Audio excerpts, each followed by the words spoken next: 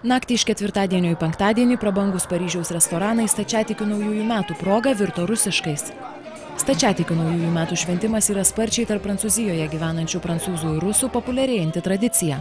Belaukiant naujųjų, restoranuose ir klubuose lankytojai buvo vaišinami degtine, ikrais ir linksminami liaudiška muzika. Netoli Eliziejaus laukų esančiame naktiniame klube ant švediškų stalų šalia ministro pirmininko Vladimiro Putino ir prezidento Dmitrijaus Medvedevo nuotraukų puikavosi degtinės fontanai, virtiniai ir varškėtukai.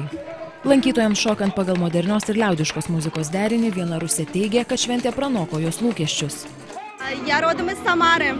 Aš esu kilusi iš Samaros. Atvykau į Paryžių švęsti naujųjų metų, rusiškų naujųjų metų. Nežinau, kad Rusijoje jie švenčia ne taip smarkiai, bet užsienyje jie švenčiami su dideliu entuziazmu.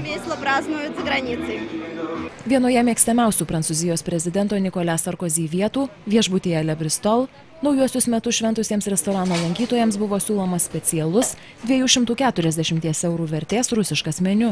Jame buvo ikrai su citrina, kiaušiniai įdaryti Aliaskos karališkų krabu bei degtinės žele. Rusijos klientai leidžia pinigus kitaip nei prancūzai ar tarptautiniai klientai. Galbūt jie mažiau rūpinasi dėl kainų nei dabartiniai mūsų klientai prancūzai. 3 Michelin žvaigždutėmis įvertinto viešbučio virėjas taip pat pasiūlė ypatingą 800 € vertės gastronominį meniu. Tačiau jis nesulaukė didelio susidomėjimo. Prabangiame Paryžiaus 16-ame kvartale įsikūrusiame restorane Nikita vykusi šventė buvo labiau tradicinė. Skambant liaudiškai muzikai buvo mėgaujamasi degtine ir barščiais.